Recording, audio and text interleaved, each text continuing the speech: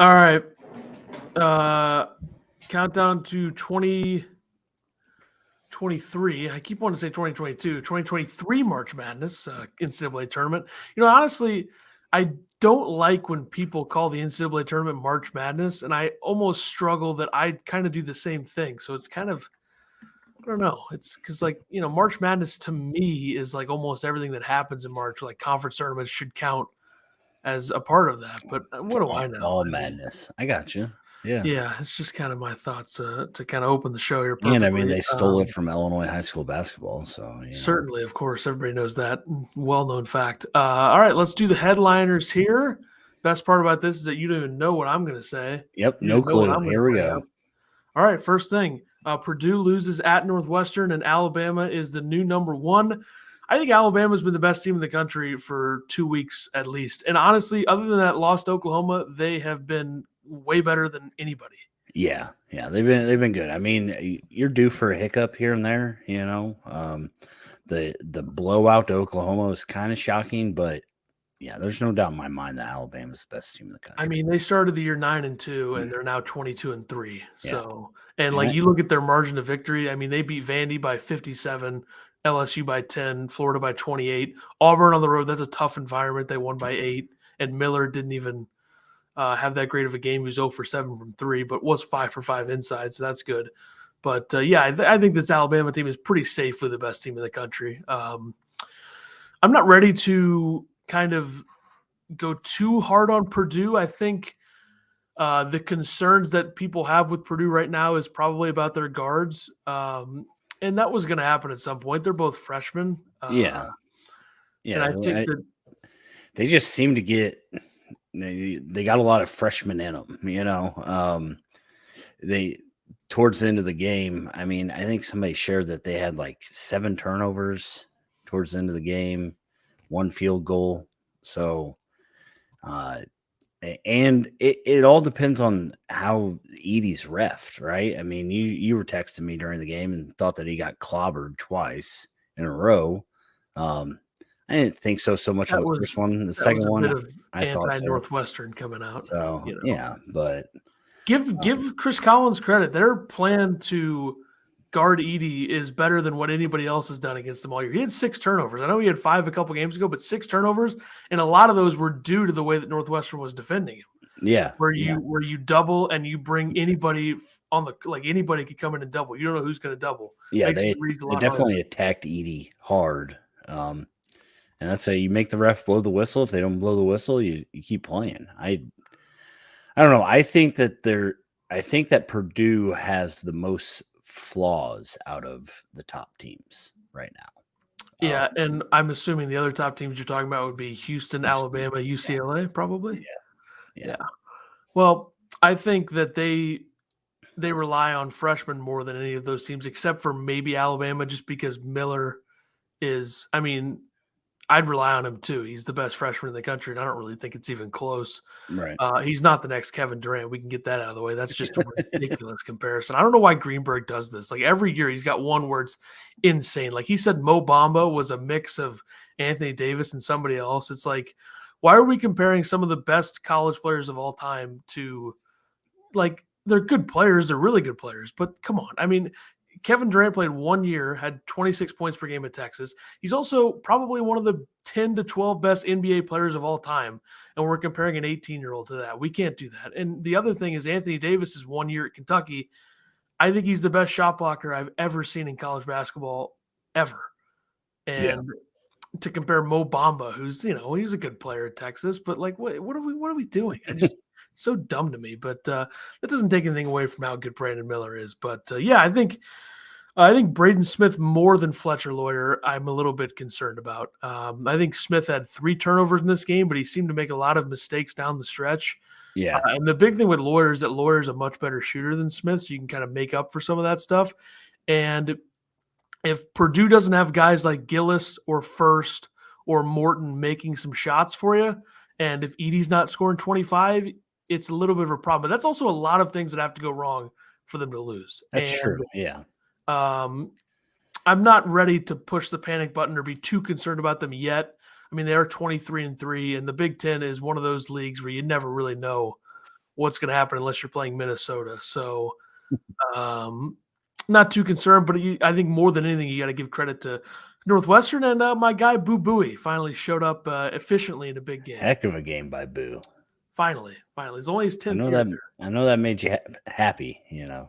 Well, about time. I mean, Jesus, the guy's the most inefficient player I've ever seen ever, if you don't count 20 or 30 others, but still bad at times. But he was good. And Audi's turned it on in the second half. So Northwestern props, they're going to make the tournament. So, yeah, good for you guys. Second, I mean, I don't understand. That Barstool Northwestern account is an absolute joke on Twitter. All they do is talk shit, and it's like, you're Northwestern. You've made one tournament. You're about to make your second, and you're not going to the second weekend. I would almost guarantee that. But also, matchups matter way more than seeding. So who knows who's going to get to the second weekend? It's true. And if anybody should know that, it should be us Illinois people. Yeah. Because Illinois certainly had 2 Sweet 16 worthy teams that didn't get there either time. So maybe we'll see a little bit of Northwestern and Gonzaga in round 2, just like the last time Northwestern made it. So there you go. It might have been round 1, actually. I think it was an 8 versus 9. Yeah. Oh, I don't know. That sounds wrong, but it does sound certainly wrong, but it also felt right when I said it there. I'm going to fact check myself there as I get to the second thing here. I'll let you lead this one. Tennessee has lost 3 of 4 after beating Texas. Missouri choked a lead, but DeAndre Golston with an insane buzzer beater to propel Missouri to a victory. And I think if any of the top teams or the perceived top teams or the top teams in terms of metrics, the one I'd be worried about the most right now is Tennessee. Yeah, I mean, I understand the concern. They can look like the best team in the country, and they can look absolutely horrendous. But 2 back-to-back buzzer beaters, I mean, I know that they're losses regardless, but the Vanderbilt one probably a lot worse than the Missouri one. But I still like this Tennessee team. I think that they can do something if they can get it all together at the same time. I hear people are already saying their coach should be on the hot seat because of this, because of back-to-back buzzer beater losses. So I don't know. It makes a lot of sense. Yeah. I think one concern I have, and I've heard a lot of people say this, I don't even know who, I think multiple people I've heard say this, so I can't really credit anybody for saying this, but just know that I'm not the first person to say this. I almost ran out of breath there. Tennessee doesn't have like a go-to guy on the offensive end. Yeah. Like if you need a basket and you need, like you look at down the list, Houston, Marcus Sasser, Alabama, Brandon Miller, UCLA, you probably go Jaquez or Campbell. Purdue, you go Edey, even Fletcher Lawyer is a guy that I would rely on to make a shot. So those teams right there all have a guy. Does Tennessee have a guy? I mean, Zakai Ziegler is a good player, really good defender, but he's also like 5'9". So it's like, I don't know if he's going to be able to get a bucket in certain spots where you need it. Vescovi's a nice player, experienced, probably not. Maybe if you need a spot up 3 in the corner, yeah, sure. But Julian Phillips is a freshman. I just don't think that they have a guy, and that's concerning because you look at like teams that have won national championships, you always have a guy. You get to the Final Four, you're going to need a guy. Right. Also, let me fact check myself. That was a 37-2 Gonzaga team that lost the national championship to North Carolina, so that was round 2 that Northwestern lost to them. Gotcha. Lost North Carolina, the Gonzaga team that year. I remember that tournament very well, so I kind of did line the years up on that one. Anyway, yeah, but I don't think Tennessee has a guy. Kansas last year had a guy. North Carolina North Carolina had like 3 guys, but also it's like Caleb Love. We're really going to call him a guy. I mean, he made huge shots against Duke in the Final Four, but like Ochai Agbaji, like Tennessee doesn't have that. So That's my concern with them. Maybe Missouri does have a guy. I mean, that was kind of a lucky shot by Golston. I would say Kobe Brown would be the guy that I would want for Missouri. Maybe not in that spot, but bizarre. Speaking of Texas, who did lose to Tennessee, but they've been really good other than that since Chris Beard incident. Texas is 13-4 under Rodney Terry, including 9-3 in the Big 12. They just beat West Virginia by 34 on Saturday. They lost to Kansas, but that's at Allen Fieldhouse. Marcus Carr was really good in that game. They kept it close, lost by 8. You take that loss any day. But they beat Baylor. They beat K-State on the road. And then West Virginia is a good team, especially metrics. Like West Virginia has as good of metrics for any team in the country that has 10 losses. Like they are 20th overall on KenPom. Their defense is 40th, which is surprising for a Huggins team. Yeah. But their offense is good, 17th. Like Texas went again. Say what you will about whatever West Virginia's defense is this year. It's not really a normal Huggins defense in terms of how good they are. But Texas scored 51 against them in the first half. So I think that says more about how good Texas's offense can be. Like how many different guys can get some points. I mean, they scored 94 points with Tyrese Hunter getting 7 points. So seems significant. I mean, Jabari Rice has been very good. He's a guy that I would rely on to make shots. I mean, 4 for 5 from 3, 24 points, 10 for 10 from the free throw line. That's maybe the most underrated player on Texas's team is Jabari Rice. I think that's what they call him, but it always says Jabari Rice. Yeah. Yeah. And that's, I mean, they really got, 4 guys that you can rely on to score. I mean, Timmy Allen and Tyrese Hunter. So, and Brock Cunningham, of course. Sure. Yeah. Brock Cunningham. What's he shooting from 3? I'd be very curious. Let me see if I can find that. He's shooting 46. Yeah. 19 for 41. That's a guy, post him in the corner. Nobody's going to be paying attention to him. Yeah. Yeah. That is how they do it there. But yeah, Texas looks really good. I don't know if I'm ready to say that they're the best team in the Big 12 right now, or at least I think I'd be ready to say that. But in terms of relying on them in March, I don't know if I'd be ready to say that they're the team, because I think there's like 5 potential ones in the Big 12. But I think it begs the question, like, if this team makes a Final Four run, and like, how do you not bring back Rodney Terry as the head coach? I feel like that'd be hard. I don't think that they would. Yeah, but it'd be pretty hard not to. I think with a program like that has that much money, they're going to want to throw a lot of money at somebody, a big name. It's a bad look if you don't, though. But does Texas care about looking bad? Hell no. No. Brandon Miller, who I put in parentheses, are not the next KD. Just want to get that out. By the way, wearing a Phoenix Suns shirt. Thank you. They're winning the NBA championship. I think it's set. All said, it's done. Yeah, 100%. I will say this: out of how pathetic my fandom with the Suns has been, that was one of the best days in the history right there, and all it was a trade. I mean, I know it's a big trade, but one of the greatest days ever for that. And I was asleep during it, which is very annoying to me. But anyway, Brandon Miller goes 0 for 7 from 3, yet Alabama wins on the road at Auburn. Already got into that a little bit. Alabama just dominant. I think you know how I feel about Tennessee right now. I don't think there's a close second to Alabama in the SEC. Even they could lose 2 or 3 more games the rest of the way, and I wouldn't even consider putting Tennessee over there. I think Alabama is so much better than Tennessee, and I think they play this week. So I guess money where the mouth is there. Yeah, they play Wednesday. So, but hey, it's a road game for Alabama. So if they lose, you lose. They'll win out, I'm sure. I mean, they got Georgia, South Carolina, Arkansas. That should be a win. Auburn, Texas A&M. So they're probably going to finish at worst 17-1 in the SEC. I mean, they're 12-0 right now. So yeah, at worst, I guess would probably be 16-2. But yeah, this team, they can do it, and they're young too. That's one thing about them is like they got guys playing big minutes that are young, but also they got some vets. I mean, you look at Mark Sears, I believe, is a transfer from Ohio. He's a junior. You got Quinterly coming off the bench. That's a senior. Namari Burnett, despite not playing very much, I think he's his 3rd year in college. Well, I guess last year he was hurt, but he's played in the tournament before at Texas Tech, sort of. Well, he didn't play. He sat on the bench. But anyway, you get the point. Yeah, but they got – this is a team that started 3 freshmen and a sophomore against Auburn. So, yeah, a little young, a little worried, maybe a little worried about that, but I think that they're well coached enough, right? To make a nice run. I think so. I mean, I would pick them right now over anybody. Yeah, they're going to be a very popular national championship pick, and I'm Mhm. not going to do that. Yeah, Depending on that'd the be reason, silly. Why would you pick what everybody else is picking? That's why I'm never What, right. what are we, amateurs? Seriously, I mean, come on, please. Creighton now 11-3 in the Big East with 8 straight wins. Told you Creighton was good. They just had to figure it out. Slow start. Just had to figure it out. I mean, this team started 9-8, and they're now 17-8.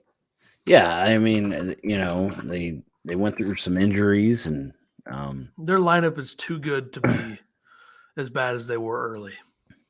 Yeah, I mean, 6 in a row is bad, but it's Arizona, it's Texas, Nebraska. I can't excuse. BYU, I probably can't excuse. Arizona State probably can't excuse, but Marquette you can excuse. Yeah, but 3 of those were without Kalkbrenner, right? Yeah. So, yeah, and that leading scorer is hurt. That hurts. So Texas in that new building doesn't lose. They lost to Kansas State there, but that was because Kansas State dropped 116 on them. So yeah, that's a hard place to win at, Texas. But yeah, Creighton, I like them a lot. I think they'll be a sneaky potential Elite 8 team. I think they can make a nice run just because their lineup is so. I think I'd put their lineup up against almost any other second tier team, which is I think what Creighton is right now. Nembhard, point guard play is important, and he's really good. Shireman, great transfer, good scorer, can score in a number of ways. Year 2 for Trey Alexander and Arthur Kaluma, who I think are both NBA level prospect guys, and then Kalkbrenner's a veteran 7-footer. So, yeah, I like them a lot. I liked them a lot preseason. I think most people liked them a lot preseason. So when they were 9-8, it was like, Jesus. Yeah, what's going on? This team losing to Nebraska? I mean, it doesn't make much sense. Only putting up 53 points against Nebraska, too. Bad, yeah. And Griesel at 18, Walker at 22. So 40 of the 63 for Nebraska were from 2 guys. Not good for Creighton. Next up, Maryland, question mark. 8-6 in the Big Ten after being 3-5 in late January. I mean, Maryland's lineup on paper always looked pretty good in terms of how good Jameer Young was looking early. And, if you can get Hakeem Hart and Dante Scott to make some shots, those guys have been around. So I'm not too surprised to see them starting to reemerge a little bit. I think one thing that helps a lot is scheduling. Wisconsin at home, that's an easy win with where Wisconsin's at. Nebraska at home, easy. Indiana at home, I think that's not an easy win, but in that building, it's hard to win. So catch them in a good spot there. Obviously, Minnesota's terrible. At Michigan State, that's whatever, fine. Penn State, solid win. I mean, Penn State, from a record and resume perspective, doesn't look like a very good win, but they're pretty hard to beat for those who don't know ball in the Big Ten. I don't know if everybody in the country knows ball in the Big Ten. Yeah. I mean, Maryland it's one of those, Hakeem Hart's been struggling from 3. If he can get that going again. This team is 335th in the country in 3-point percentage. That is very surprising. Yeah. They're following a very Illinois-like model for this season in terms of metrics, with the exception of tempo. Both teams are bad from 3. They're both very good from 2. The one difference is Illinois is terrible from the free throw line. Maryland's pretty good. And Illinois' defense is a little bit better than Maryland's, but Maryland probably has a better offense. They're very similar teams, I think. I think Illinois probably has more talent, but I think Maryland's more experienced and has a backcourt that, I mean, the Maryland backcourt is 2 guys that hadn't played in the Big Ten until this season, Jameer Young and Donald Carey. Mm-hmm. Jameer Young came from Charlotte. Donald Carey came from, I think, Georgetown. So it's a year 1 of a new coach. Got to fit the pieces, put those together. So I'm not surprised to see them starting to figure it out again. You also got to remember, at the time of them starting to fall apart after they started 8-0, they went at Wisconsin, and this was when Wisconsin was playing well. This was early December. So that's fine. You could lose that game at Wisconsin.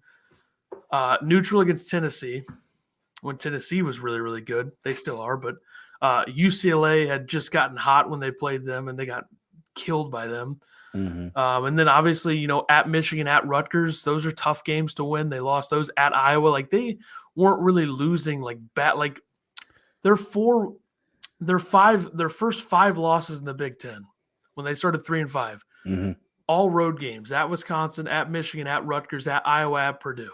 Yeah. You can excuse those. So their schedule's gotten easier and they're winning more games now. So I think it's kind of unsurprising. Yeah. And they just got to play Purdue. Yeah. So. Purdue off of a loss. Then you get Nebraska and Minnesota, and I still look at Northwestern like that's easy, but it's not, so I can't. And then at Ohio State, at Penn State. I think if Maryland can win, 3 of their last 6, I think comfortably you're fine. I mean, that's 11-9 in the Big Ten. Yeah. You look at some of their wins. They got an Indiana win on the resume. They got an Illinois win on the resume, both of those being at home. Neutral against Miami is definitely important. Yeah. So, yeah, this is certainly say this is a tournament team. Also in the Big Ten, Ohio State, not a tournament team. They are horrific. Brutal. Is one way to put it. 41 points against Michigan State yesterday, and they are now 3-11 in the Big Ten. And still probably, 10 in offensive efficiency? 27th. They scored 14 points. Was it 14? The first half? It was actually 11, and they made a 3 with like 5 seconds left. Gosh. This team, since January 5th, after beating Northwestern on New Year's Day, this team is I don't even want to do the math. It's so bad, but I believe they are 1-11 since January 5th. I mean, it's actually insane that a team that's 11-14 can be a quad 1 win. Well, that's just a whole different insane. situation. I mean, they started 2-0 in the Big Ten. 3-11. I mean, Jesus. And they are not – some of these losses are Minnesota, Nebraska, Wisconsin, those bums at Illinois. I mean, Jesus.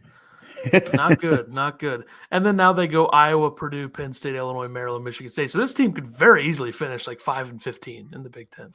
Yeah. And then still be like a 1 seed in the NIT. So yeah, not good. I don't think there's any reason to think that Holtmann should be on the hot seat. But this is just a very puzzling, questionable season. They're relying a lot on freshmen. As good as Bryce Sensabaugh is, it's hard to win in the Big Ten, regardless. So I don't know. It's just everything's gone wrong for them, and they're not a good basketball squad. I think one thing to think about in the Big Ten is if you're not that good, like inside the 3-point arc, you probably aren't going to have that much success in the Big Ten unless you're just bombing teams from 3. Because like you look, Purdue's 35th in 2-point percentage. Indiana's 45th.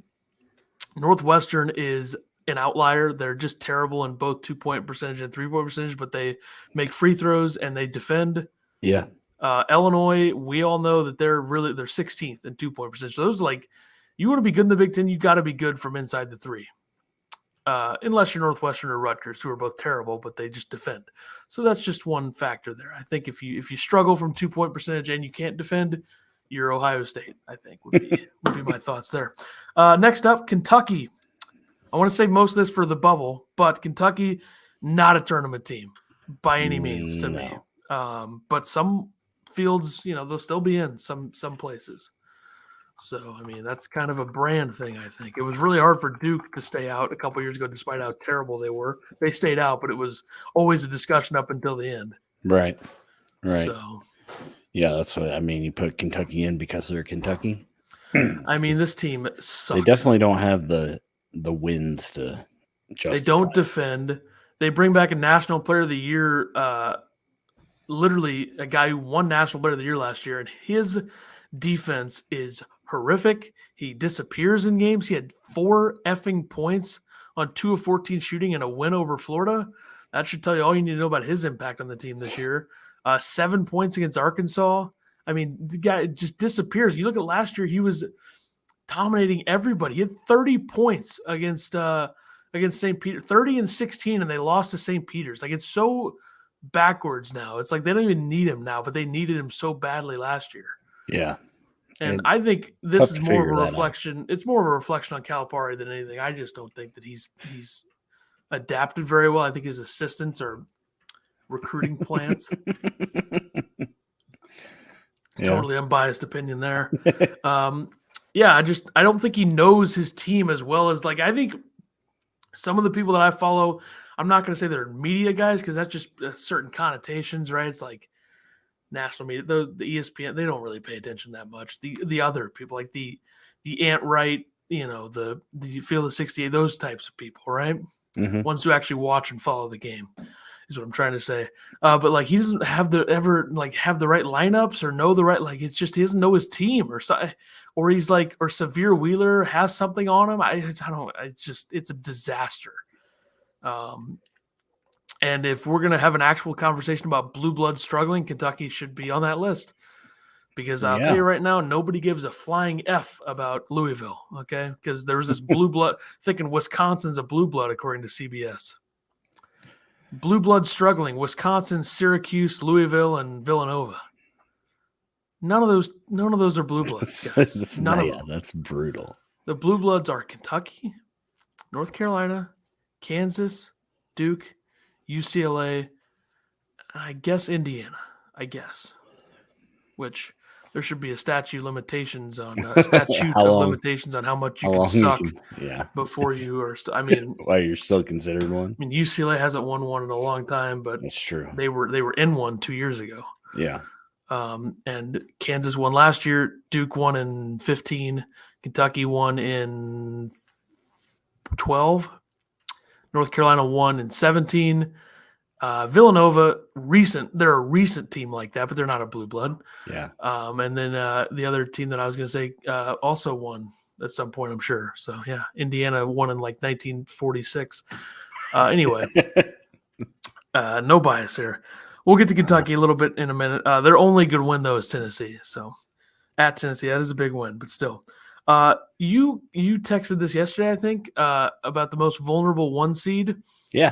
I did. I mean, do you think it's Purdue? I mean, you make it seem like it's Purdue. I think it's Purdue, yeah. I think it's fair. I mean, like I said, though, I think a lot with like 4 or 5 things would have to go wrong for them to like just have no chance. But yeah, but I like in their 2 losses, you just saw like Brendan Smith just kind of like fall apart. And it just seems like the team doesn't have that. I don't know. I mean, because there's other games where they was it Ohio State that they probably should have lost that game?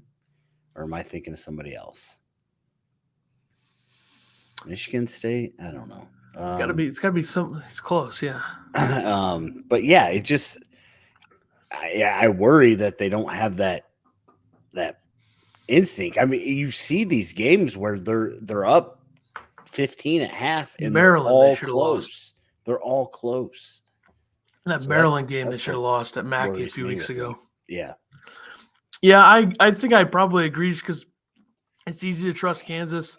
It's easy to trust Houston, but Houston's had some very puzzling performances as well. Like as good as Kent State is defensively, Houston should be able to score more than 49 against them at home.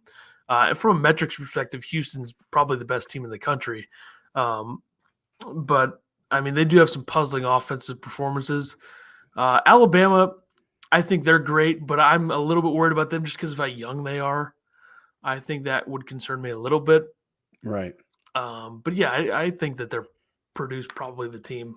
It's also easy to say that because they lost yesterday. But that's true. You're not wrong there. Yeah. So, and we're also close to it since we watched the Big Ten or paid attention to the Big Ten more than any other conference. Yeah. So, yeah, and I love a good ACC Big 12 Monday where neither game is close typically. That's always a good time, which is what it seems like every Monday is just like an ACC game and a Big 12 game. So, yeah, I don't know when that became a thing, but all right. And then my last one here, the Pac-12, very weird conference right now. UCLA is as dominant as anybody. They're 12-2 in the conference.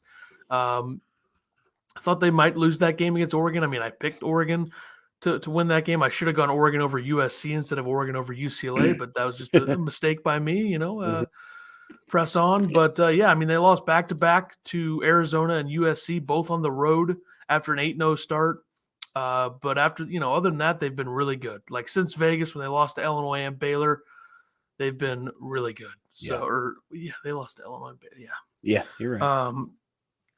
I don't know about the rest of the conference. Arizona is also very good. But other than that, like Oregon, I think, is a team where you're going to make me, you're going to say, oh, well, you're an Altman guy, all this. But Oregon, if they were healthy at guard, they would be a tournament team right now. I have no doubt in saying that.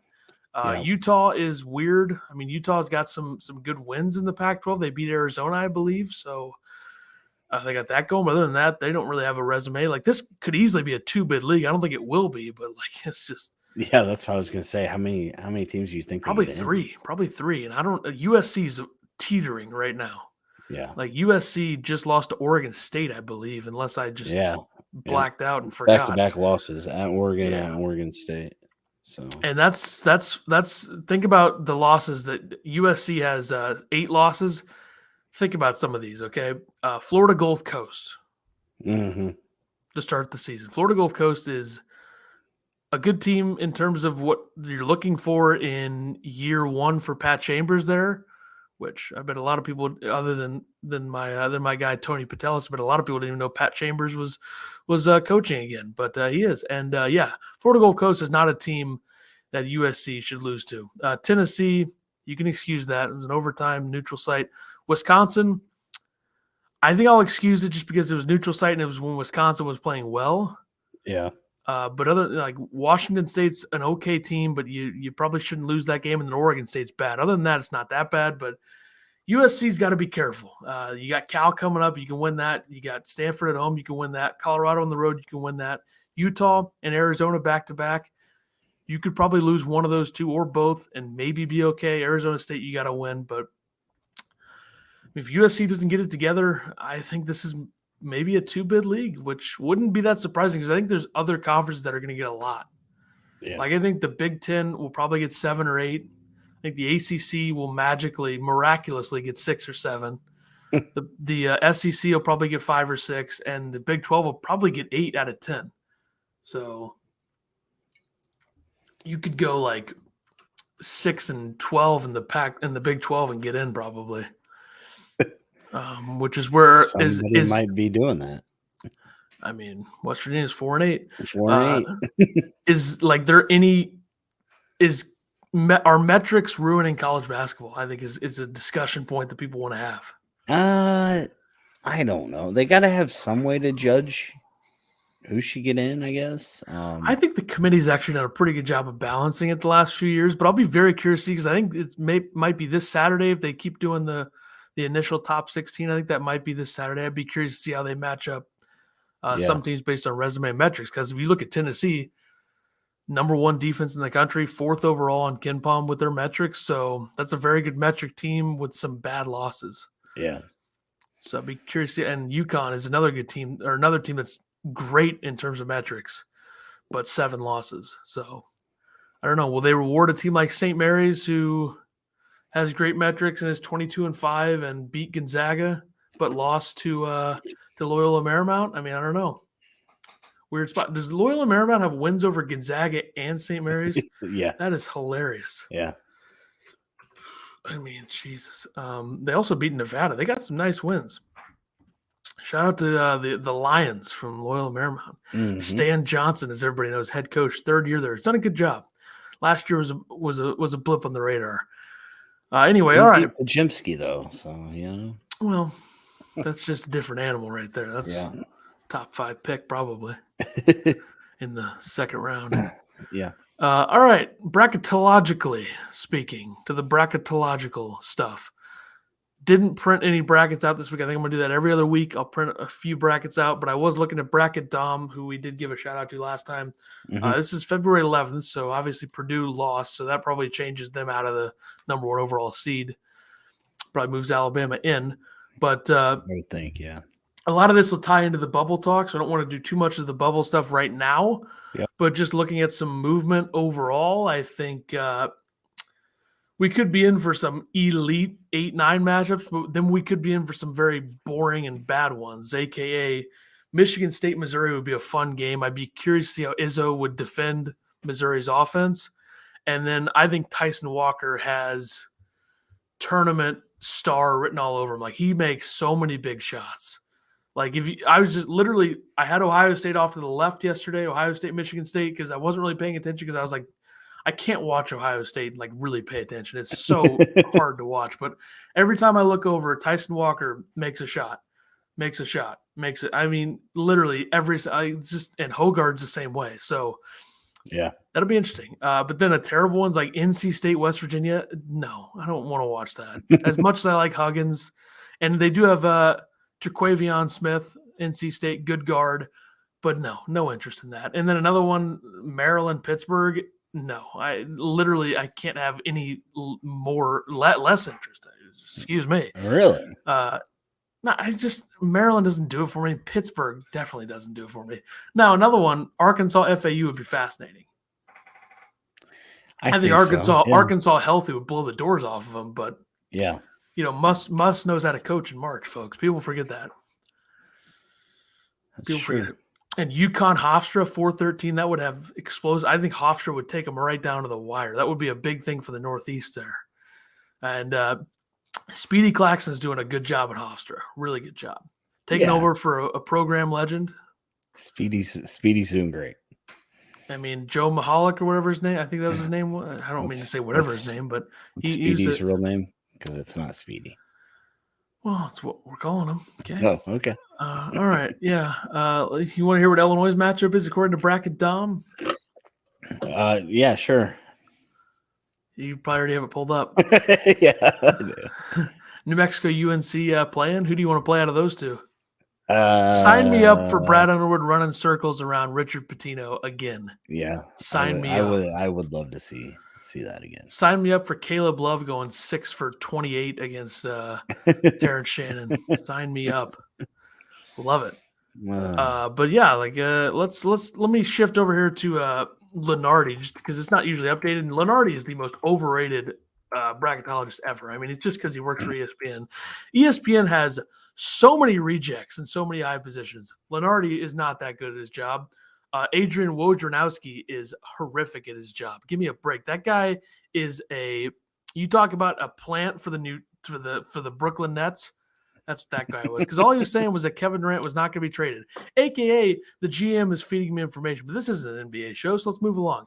This is before Saturday. That's why I don't usually bring Lenardi up, because he doesn't update until tomorrow. It's dumb and it's lazy. You should be updating every day or every 2 days, you loser. Anyway, let's see.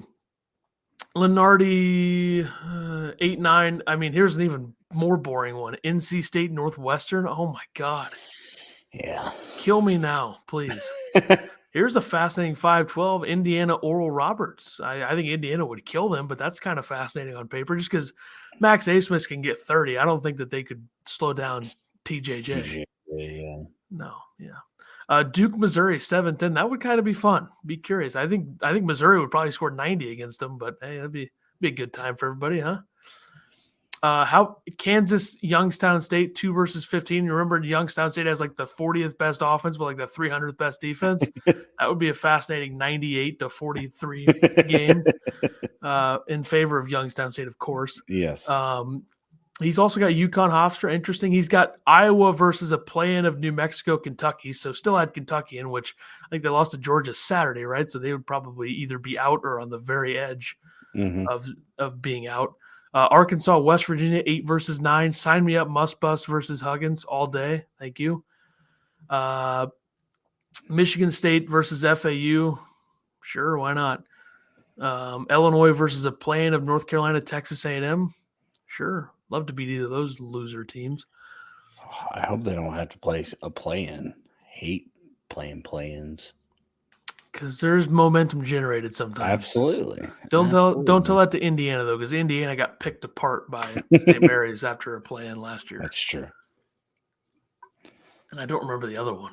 Who was the other play-in? It was Wisconsin, or no, it was Indiana, Wyoming, and then I think it was Notre Dame, Rutgers, right? Yeah. And Notre Dame beat Alabama in round 1, but that was because of injuries. Let's just throw that out there. Quinterly got hurt like right away, and they were screwed. They got Brandon Miller now, so. And Noah Clowney. Noah Clowney's a very good player. Noah Clowney might be a lottery pick himself. They might have 2 lottery picks in that Alabama team. Anyway, Pittsburgh, Auburn, 8-9. Yeah, I'd rather just not watch that. But I'm gonna watch all these games because I'm an Sure. idiot and a sicko and a fan. loser. Okay. All right, let's talk that bubble. too. You wanted to talk bubble? We'll talk bubble. Yeah, I just thought it was interesting the amount of teams that seem to don't want to get in the tournament. So Kentucky. Yeah, Kentucky would be one of those. So I also took this from Bracket Dom. So this was Saturday before the games, I believe, that he posted his. So teams that lost on Saturday that are hanging on to the bubble. Clemson at an 11 seed, which is absolutely insane to be tied for first in the ACC and on the bubble. But, you know, when your non-conference is that bad, metrics, it is what it is. Yeah. USC, we talked about them a little bit before. He has them as last four bye. They lost. Kentucky, he has last four in who lost. Of course, all these teams lost, so I'll quit saying they lost. New Mexico, last four in for him. Seton Hall is the next four out. Utah State, next four out. Wisconsin, last four out. Oregon, last four out. And then I took consideration from Joe Lenardi because Bracket Dom doesn't have those. Florida, Penn State, and Michigan are all under consideration. So they would be like the next last four out, whatever. Yeah, so all those teams lost. So not good for them. And then also teams that won on the bubble. Boise State currently a 10 seed in this.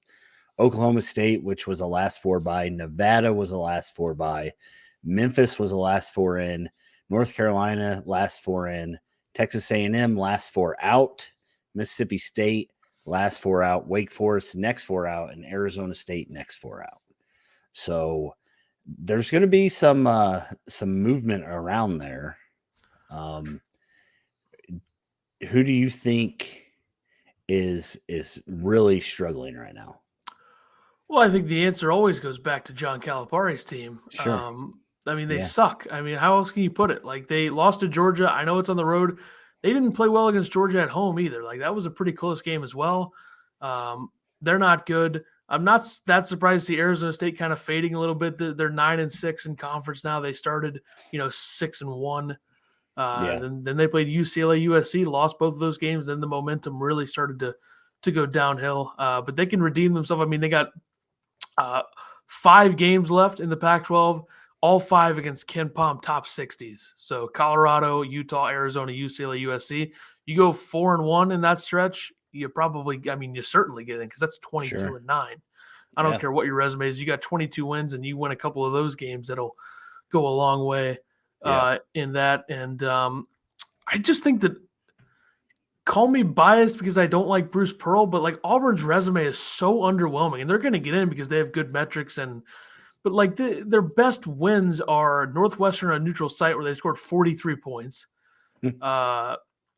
Arkansas, when Arkansas is really banged up at home.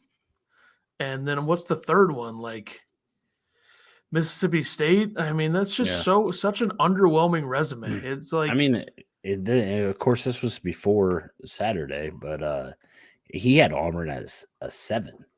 It's just ridiculous to me. Their resume sucks. I mean, their non-conference is pathetic.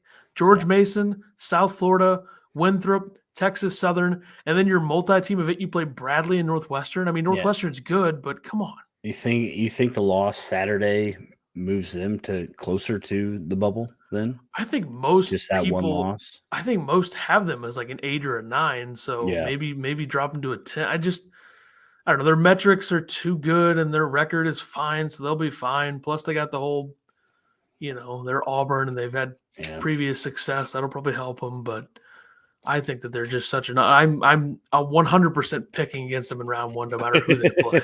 Yeah, I agree. I think Memphis, Kentucky, North Carolina, New Mexico are all teams I would consider borderline right now. Probably like either some have them out, some have them in the play-in. I think those are all teams. I think the Mountain West could get a surprising amount of bids depending on what shakes out here. And surprising, I mean, like just from like you look at it, you're like, oh my God, the Mountain West has 4 bids. I think that would be very interesting because I think some conferences like the Pac-12, if the Pac-12 only gets 2, that's going to help the Mountain West probably.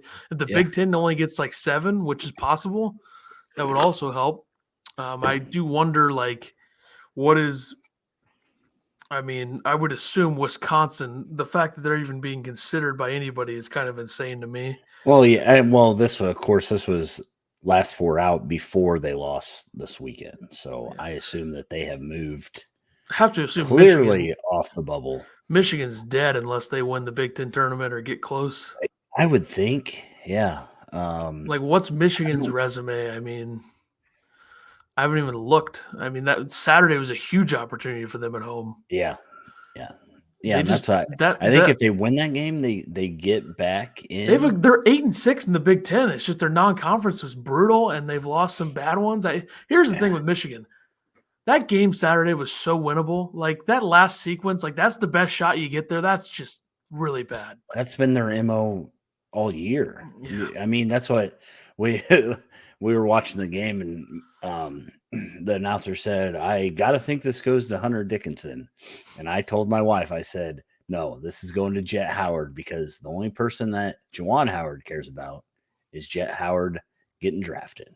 So strong take. I'm not going to take a stance there, but I mean, if you look at their final plays, Jet Howard is chucking up terrible threes. He's their best shooter a lot, but they're not good threes. Like, that's the thing; they're not good shots. And then Juwan thinks he gets fouled on all of them. So give it to Kobe Buffkin. Kobe Buffkin's been really good. Let him eat, son. But like, their best win is probably killing Maryland at home, at Michigan, of course. Non-conference wise, their best win is killing Pittsburgh by 31. But then they also followed that game up by losing to Arizona State by 25. Lost to Virginia by 2, lost to Kentucky by 4, lost to North Carolina by 4, lost to Central Michigan. That's a killer right there. Central Michigan is one of the worst teams in the country, and losing to them in Ann Arbor is just – that should have killed them right there. But also they have a good Big Ten record. So I don't know. And I don't know, I don't know if Juwan Howard is just not a good coach, or he just, like, the players just don't listen to him. Like, I don't understand what Michigan is, honestly. I don't. No. I mean, the deal that you have right now is like the lineup is fine. I think they're a good enough team that they should be able to have. They should have a better record than they do. But at the end of the day, it's just they haven't won games they needed to win. They haven't been good late in games. Mm-hmm. So yeah, I think the Big Ten right now is looking at 7 or 8 bids. Just one that was updated today. This is from 131 Sports. This is the number 6 overall bracketologist in terms of the last 3+ years and combined accuracy and such on bracket matrix. Last 4 in Memphis, Texas A&M, Mississippi State, USC. So USC very much on the edge. First 4 out, Clemson, which is just that's gonna turn heads. When people who don't start paying attention to college basketball until now, when they see Clemson being like the number 2 or 3 seed in the ACC tournament and then missing the tournament, it's going to turn heads. Arizona State, first 4 out. Kentucky, Wisconsin, first 4 out, which Wisconsin, they suck, guys. Yeah. Why can't we understand that? They're terrible. Yeah, I feel they are horrible. They got to move off that. So next 4 out, Oregon, which, like I said, they don't get injured. They might be a 1 seed right now. We all know what Dana does. We all know it. Virginia Tech, Utah State, Seton Hall. So some different names in there. His breakdown has the Big Ten with 8 teams: Purdue, Indiana, Rutgers, Illinois, Iowa, Michigan State, Maryland, Northwestern. I don't think you can argue any of those 8 right now as it currently stands. It seems like everybody right now has 8 for the Big Ten. How many Big Ten teams out of those 8 would you consider to be like pretty much locks? I would say probably 7, right? Like Northwestern after yesterday's got to be possible. I would say so. Yeah. Purdue, Indiana, Rutgers, Illinois, Iowa, Northwestern, Michigan State are probably all locks. So I mean, you could see Maryland falling out and then maybe somebody jumping in, but doesn't seem that likely right now. Big East, he has UConn, Xavier, Marquette, Providence, Creighton. So that's 5 bids there. That's about right. Seton Hall outside looking in. The Big 12, 8 out of 10. So everybody but Oklahoma and hold on, I'll get there. Oklahoma and hang on. Oklahoma and who's that irrelevant Who's that POS school that nobody irrelevant cares about. team? Hold on, I'll get there. Hang on. Texas Tech. There we go. Got it. Boom. Ha! Eyes were closed. Didn't cheat. That was easy. American Athletic Conference 2, Houston and Memphis. And Memphis barely in. Then the ACC. The ACC. It'll be an embrace debate moment. Okay, we're going to be embracing debate about the ACC. Virginia, Miami, Duke, NC State, North Carolina, Pitt. 6 teams. So, as much as this may matter or may not matter, you look at the records of those ACC schools that are projected to be in the field. Virginia 11-3, Pitt 11-3, Miami 11-4, NC State 10-5. Duke is 8-6. North Carolina is 8-6. Clemson, who is first 4 out, 10-4. Now, from a metrics perspective, Clemson has significantly worse metrics than all of those teams, with the exception, I think that it is pretty significant, actually. Duke's metrics aren't great, but Clemson much worse. Like, if you look overall on KenPom, Virginia is 14th. Pitt is 58th, which that's not great. But Pitt, I think, has better wins than Clemson. Miami, 35th. NC State, 41st. North Carolina, 32nd. And Duke is 36th. Clemson is 79th. So the metrics are killing them here. Yeah. Their best win is probably at home against Duke, or at home against NC State, or at home against Penn State. They don't have any key road wins. Their best road win is Pitt, but like, how good of a road win is that? I think Pitt kind of stinks. Pitt's a tournament team, but I don't think they're that good. They're not like a signature win. So yeah, not good. I mean, they got 3 games in a row that should get them to 13-4. Florida State, Louisville, Syracuse. You win all 3 of those, you get to 13-4. Then it's kind of like, I don't know if we can keep them out. Yeah. So 6 games left. I mean, you look at like North Carolina, the rest of North Carolina's schedule. They got Miami. They got to go to NC State. They got Virginia, and they have Duke. So North Carolina's 11 seed, so they could certainly drop to a last 4 in, first 4 out team. Yeah. If they can't win. And then lastly, with bubble and brackets and such, I want to get to the Mountain West. Currently 4 bids, according to 131 Sports. San Diego State, New Mexico, Boise State, and Nevada, with Utah State as a next 4 out team. So this is probably a 3 to 5 bid league is how I would categorize the Mountain West.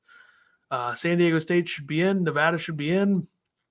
Boise State is a bubble team that could get in.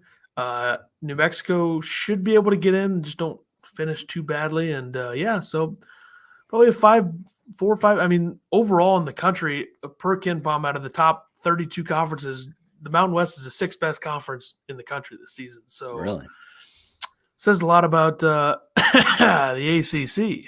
7th. Interesting. Ouch. Probably hurts the ACC that they have 2-12, 2-13, 1-13 as their last 3. That's true. Teams that are there. And I mean, Louisville has the metrics of a. Louisville has the metrics of a Northeast Conference team, which is the worst conference in the country. So, I mean, the number 1 team in the Northeast Conference right now is the 362nd adjusted offense in the country. So, yeah, that's all you need to know about them. All right. I think we've all seen enough of the brackets and the tautology, right? Yeah. Let's go on to pick your starting 5. 2 years ago, we did this segment, and we did it strictly from tournament teams. But I went with a player on a team that might not make the tournament and another player on a team that might not make the tournament. But this is my prototypical – this is the type of starting 5 that I want in terms of how I would want my team to play. I hope you viewed it the same way. Yeah, I did. I mean, I'm gonna start with my big, and then I'm gonna surround him with a bunch of shooters and some length. So, Zach Edey, if you don't put the National Player of the Year on your 5 best players team to play, well, it's more of a style thing in terms of. I really players. You're an idiot because I know that you probably didn't. So I did not know. Zach's he's averaging 22 points a game, 13 rebounds. He's had 8 games of 25 plus. I think they said yesterday he's had 6 games of 30 and 10. So yeah, I'm gonna give it to Zach Edey. He's definitely he could win Most Improved Player too. He probably will, right? At least in the Big Ten. I don't know if they do that nationally. I don't think they do. But yeah, so I'm gonna have Zach Edey. He's gotten a lot better at passing the ball out of the post. And then I'm gonna have Anthony Black as my starting point guard. So I love his length. I talked about him in our preseason basketball thing, but 6'7", just plays with a high IQ, and he can rebound. He can pass. He's averaging 13 a game, 5 rebounds, 4 assists. And then I'm going to have a little senior leadership. I'm going to put Courtney Ramey on my team, 41% from 3. I think that having that older guy, that 5th year, is really big. I wish he was on Illinois this year, but well, let's not talk about that. Courtney Ramey made 8 threes and had 26 points against Stanford in a loss Saturday. Literally kept them in the game. Yeah. And then this is probably my shocker. I'm going to go with Seth Lundy of Penn State. He's currently 6th in the nation at 3 points. He's only had 4 games this year where he hasn't made 2 threes.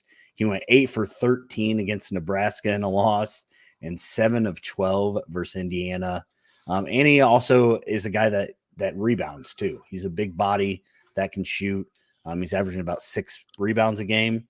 And then I'm going to take the best freshman in the country in Brandon Miller. 19 points a game, 8 rebounds, 6'9", long, athletic. He also shoots 42% from 3. So I heard he's next Kevin Durant. He is like Kevin Durant, but not. How's that sound? He's like Kevin Durant, but he's probably not going to be a top 10 NBA player of all time. Yeah. But yeah, Anthony Black, Courtney Ramey, Seth Lundy, Brandon Miller, Zach Edey would be my starting 5 if I could pick anybody in college basketball. Sure. My team would probably beat yours, but I don't know though, because I didn't cheat as much as you did. All right, let's see here. I'm going to start with my backcourt. Okay. I want vets, but I also need shooting, and I do need somebody that can make plays and get some assists. So my point guard is going to be Tiger Campbell of UCLA. Talk about a guy who's probably the most experienced point guard in America. Yeah. Final Four. How far did they get last year? Sweet 16, Elite 8, something like that. Or actually, they got the national championship 2 years ago. Or no, Final Four 2 years ago. Yeah, I mean, he's played a lot of games. Let's see. They got 2, 3, Sweet 16 last year, lost to North Carolina. So a lot of experience. So I'll take that. I needed a shooter at the 2. This guy has a better chance to play in the tournament than Seth Lundy does, but still not a great chance. Antonio Reeves, Kentucky, probably not used enough by Calipari, I would say. Illinois State transfer, has been really good from 3. And his minutes, he's been playing a lot more minutes recently. There's kind of a stretch in late December into January where he wasn't playing that much. But you look at some of these games, he had 27 against Mississippi and 6 for 7 from 3, 4 for 8 from 3 against Georgia with 20 points. On the season, he is shooting 41% from 3. So, yeah, I'll take that. Up 3 from last year, so even better than he was at Illinois State. I also put Brandon Miller in there because you want an elite freshman, you gotta do it. So right. Then I'm going to take Azuolas Tubelis at the 4 of Arizona. I think him and my center underneath should be a lot for teams to kind of distract again. It's going to distract them underneath having to try to guard these guys and then move the ball around the perimeter and such. But if you look at KenPom MVPs, which is obviously the most important stat in the history of basketball, he has a lot of them. Just to count off the top of my head here, let's see, 8, 12, 14. 14 out of 26 games, he has been the MVP in the game completely, like either team. So he's having a good season, an All-American season. And then I need a guy that can protect the rim and rebound, and that is Armando Bacot of North Carolina, another experienced center. And he would make Edey look like a fool in this game, hypothetically. Okay, sure, buddy. Yeah, I like guys who can get to national championships, not choke in the tournament like Matt Painter teams do every year. Oh, okay. Thought they When weren't healthy, the most vulnerable team. but now when they healthy, are. Baycott is almost like probably the third or fourth best center in the country. Yeah. So who'd you have go again? Tiger Campbell, Antonio Reeves, Brandon Miller, Azuolas Tubelis, and Armando Baycott. So if you go down, okay, Tiger Campbell is better than Anthony Black. Let's be honest. I mean, talent and upside, obviously, it's Anthony Black. But right now, Tiger Campbell, better. They wouldn't guard each other because Tiger Campbell's like 5'11", but still. Who's your other guard? Or you have two Courtney other guards? Ramey. Yeah, Antonio Reeves and Courtney Ramey. I think those guys pretty much cancel each other out. Yeah. Who you had Lundy? Seth Lundy, yeah. I mean, I'll just who do you have at the 4? Brandon Miller. Okay, so Brandon Miller cancels out Brandon Miller. He's gonna guard himself. And Azuolas Tubelis is better than Lundy, and then you can have Edey. So I pretty much win 2-2. Yeah. Okay. Sounds right. 2-1-2 is how I win. Actually. 2-2. 2-2. I win. 2-1-2. So all right. I think your last one of these was a cop out like Io and I just picked Illinois starting Io and Kofi and Grandison and probably I'm assuming that's probably what you did. That sounds right. Yeah. All right. Games of the week. Didn't really bother to write down the TV networks because it just wasn't listing them on. I was like, I give up. If you can't find it on your TV, figure it the F out yourself. Tonight, 3 games. It's usually 2 or 3 on Mondays. Always something going in the Big 12. But to start, you got Miami at North Carolina on ESPN, 6 o'clock Central. Then you got kind of a stupid classic conference thing where they have 2 games at the same exact time. Texas at Texas Tech on ESPN and West Virginia at Baylor on ESPN 2. So which one of those would you rather watch? Probably the second one. Second one. But, I mean, Texas Tech can be hard to play. And if Chris Beard was still coaching, Texas Tech would probably play their greatest game ever. That's true. Tuesday, a little bit more action here. Missouri at Auburn, 6 o'clock ESPN 2. I did write the TV networks for some of them and all of them on this day. Creighton at Providence, 6 o'clock FS1. Illinois at Penn State, 6 o'clock ESPNU. Kansas State at Oklahoma, 8 o'clock ESPNU. And Kansas at Oklahoma State, ESPN, regular ESPN. So almost at 2.